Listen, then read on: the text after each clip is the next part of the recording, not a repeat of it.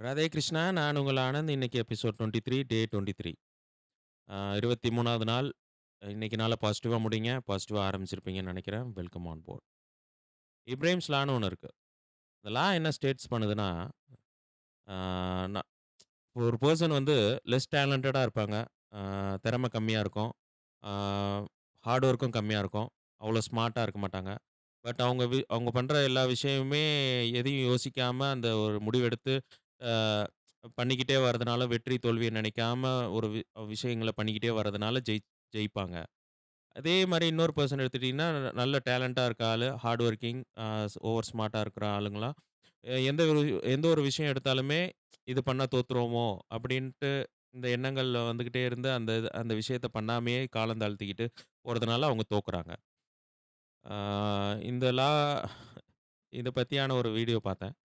ஆ ரொம்ப அது ட்ரூ தான். நம்ம நெறைய விஷயம் வந்து ஆ இதனால இத பண்றதுனால நமக்கு வந்து ஆ ஒரு வேள ஜெயிக்கலனா, ஒரு வேள இது சக்சஸ் ஆலனா, ஆ ஏதாவது ஒரு பெரிய ஒரு டாஸ்க்ன்னு மட்டும் இல்லாம, சின்ன சின்ன விஷயம் கூட நம்ம இது எல்லா இடத்துலயும் பொருத்தி பார்த்துக்கலாம். நம்ம ஒரு சாதாரணமா ஒரு ஆ என்ன எக்ஸாம்பிள் குடுக்கலான்னா, நம்மளோட ப்ரொக்ராஸ்டினேஷன் கூட இதில வரும்.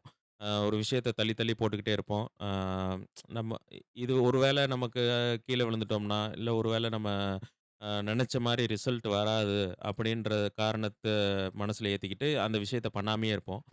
பட் ஆனா, இதெல்லாம் எதுவுமே யோசிக்காம, அவங்களுக்கு இந்த இத பண்ணியே ஆவணும்.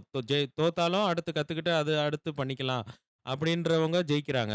ஒரு பாயிண்ட் ஆஃப் டைம்ல. அவங்களும் ஸ்டார்ட்டிங்ல இனிஷியலா தோத்தாலுமே, ஒரு ஸ்டேஜ் ஆஃப் டைம்ல ஆ அத நல்லா பு புரிஞ்சுக்கிற டைம் அவங்களுக்கு வந்துரும். ஏன்னா, அவங்க ஒரு வாட்டி செஞ்சு பார்த்துட்டாங்க. நம்ம அது செய்யாமயே அத காலம் தாழ்த்திக்கிட்டே போயி, நம்ம அத செய்ய முடியாமயே போறதா சில நெறைய விஷயங்கள் இருக்கும். ஆ ஸோ ஸோ அது மாரி அது எல்லா பழக்கவழக்கங்களையும் நம்ம அத அந்த மாரி விஷயங்கள்லாம் நெறையா இருக்கும்.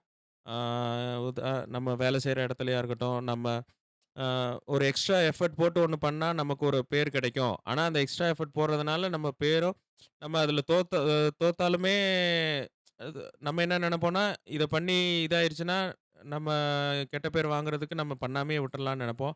ஆனா, அதில நல்ல பேர் வாங்குனா, நம்ம பெரிய லெவல்ல ரீச் ஆகலான்ற ஒரு ரிசல்ட்டும் அதில இருக்கும். ஆனா, இந்த மாரி டயலமால அது பண்ணாமயே விட்டுருவோம். ஆனா, இன்னொருத்தவங்க வந்து அத பண்ணி ஒரு இன்கேஸ் அவங்க சக்சஸ் ஆனாங்கன்னா, அவங்க நமக்கு முன்னாடியே என்ன நம்ம கூடயே இருந்தான். அவனுக்கு நம்ம அளவுக்கு அறிவு இல்ல.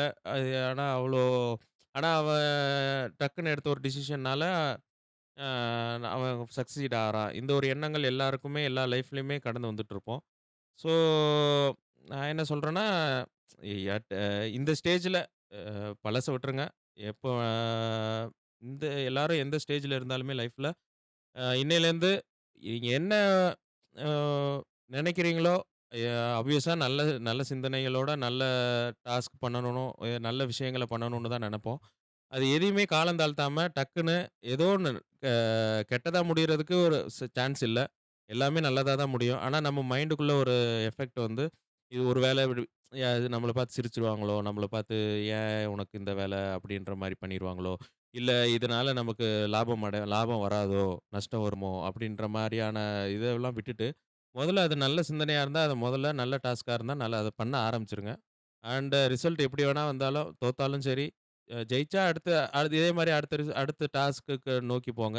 அதுல ஒரு வேள தோல்வி மாரி உங்களுக்கு ஒரு ரிசல்ட் வந்துச்சுன்னா, நீங்க அதுலருந்து இத எப்படி பாசிட்டிவா மாத்தலாம்? ஜெயிக்கிறதுக்கு உண்டான என்னென்ன நமக்கு இன்னும் அந்த டேலண்ட் அந்த விஷயத்துல வளர்த்துக்கலான்ற மாரியான இத நீங்க எம்ப்ளாய் பண்ணிட்டு, அ அடுத்த திருப்பி ஒண்ணு இது முடிச்சுட்டா, அடுத்து இன்னொன்னு தானே போப்போறோம். அதே மாரி அடுத்ததுக்கு இதே மாரி இந்த ரூலே அப்படி மனசுல நெனச்சுக்கிட்டு, இப்படி இப்படி நம்ம தள்ளி போறதுனால இன்னொருத்தவங்க ஜெயிச்சுக்கிட்டு தான் இருப்பாங்க. ஸோ வந்து அதுக்குன்னு நம்ம பெரிய ஒரு விஷயம் பண்ணி தான் நம்ம பண்ண போறப்ப தான் நம்ம இத அப்ளை பண்ணணும்னு இல்ல.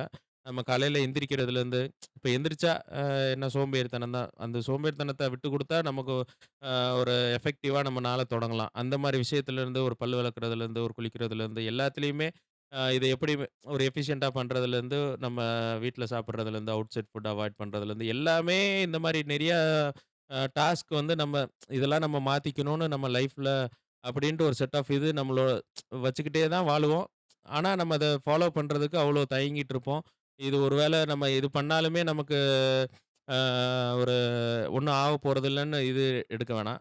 ஏதாவது ஒண்ணு பண்ணி, அதில இது ஆனாலுமே அதிலேருந்து கத்துக்கிட்டு அடுத்த டாஸ்க்குக்கு போற மோட்டிவேஷன் அந்த ஜெயிச்சு வெற்றியிலே கிடைக்கும். அப்படின்ற ஒரு மோட்டிவேஷன் எடுத்துக்கிட்டு நம்ம மூவ் ஆன் பண்றது பெரிய ஒரு அ மோட்டிவேஷனா இருக்கும். அண்ட் ராஜ் ஷமானின்னு ஒருத்தர் அவர் பாட்காஸ்ட்ல இந்த விஷயம் சொல்லியிருப்பாரு. ரவி அஸ்வின் கூட ரீட்வீட் பண்ணியிருப்பாரு. அது இந்த இது பார்க்க நேர்ந்தது. இந்த இந்த இந்த ப்ராவர்ப் யூஸ் பண்ணி அவங்க எக்ஸ்ப்ளைன் பண்ணியிருந்தாங்க. ஸோ அருமையா இருந்துச்சு. நம்ம எல்லார் வாழ்க்கையிலயும் இது பொருந்தும். நம்ம தள்ளி தள்ளி போடுற விஷயத்தினால நம்மளும் எங்கேயும் போறதில்ல. இப்போ ஒரு தண்ணீல குளிக்க போறோம். ஜில்லுன்னு இருக்கு.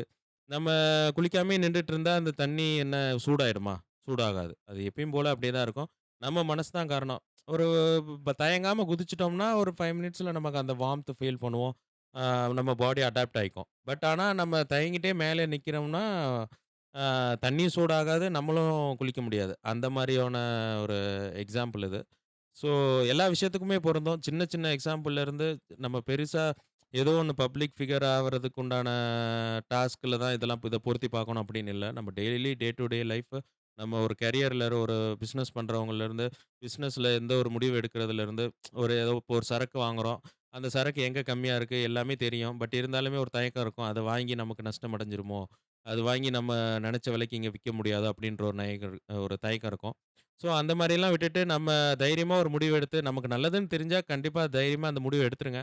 அதுல ஒரு வாட்டி இப்ப இன்னைக்கு ஒரு லாட் எடுக்கிறோம். அதுல ஒரு ரூ. 50 சம்பாரிக்க முடியல அப்படின்னா, அடுத்து இந்த இதுலருந்து என்ன கத்துக்கிட்டோமோ, அத வச்சு நெக்ஸ்ட் டைம் அந்த இதையும் எல்லா பேராமீட்டர்ஸும் ஒத்து வர மாரியான சூழ்நிலைய உருவாக்கிட்டு, அந்த இது பண்ணா, அது வெற்றியா தான் இருக்க போது. ஸோ, நம்ம பயந்துகிட்டே இருந்தோம்னா, அந்த ரிஸ்க் எடுக்கவே மாட்டோம். அதுல தோத்துட்டே தான் தோ தோ தோக்குறதுன்ற வேர்ட் இல்ல. நமக்கு ஒரு ஏமாற்றம் இல்லாத மாரியே நம்ம வாழவே முடியாது. எதுலயாவது ஒரு அ ஆனா அந்த ஏமாற்றம் எந்த அளவுகோல்ல நம்ம வச்சுக்கிறோங்கிறது நம்ம கையில தான் இருக்கு. அத நம்ம ரொம்ப சிறிய அளவிலேயே வச்சுக்கிற மாரியான சூழல் நம்மளால உருவாக்க முடியும். எந்த பொருட்செலவு பயன்படுத்தாம சின்னதா நம்ம ஒரு எண்ணங்கள மாற்றத மா மா மாத்துறது மூலியமா. ஸோ இந்த விஷயத்த எடுத்துக்கோங்க. எல்லா விஷயத்திலயும் இந்த இத பொருத்தி பாருங்க. அ தைரியமா தைரியமா அடிங்க பார்த்துக்கலாம். அந்த மாரியான ஒரு சிந்தனைய வளர்த்துக்கங்க.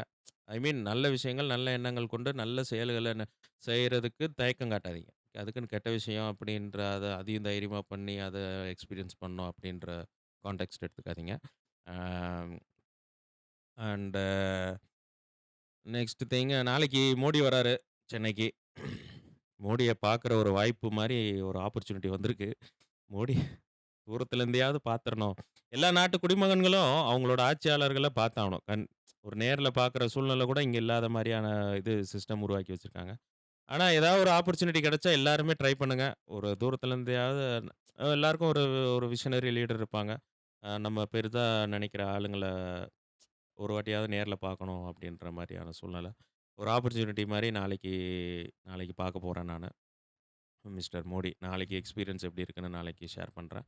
அந்த மோடி கிட்ட இருந்து பார்க்குறோமா, அங்க போனா தான் தெரியும். முதல்ல அங்க முடியுமா அந்த டிராஃபிக்ல அப்படின்ற நெறைய விஷயங்கள் இருக்கு. ஆனா தைரியமா அதான் நான் சொன்ன மாரி தைரியமா நம்ம நல்லது தான் செய்றோம்.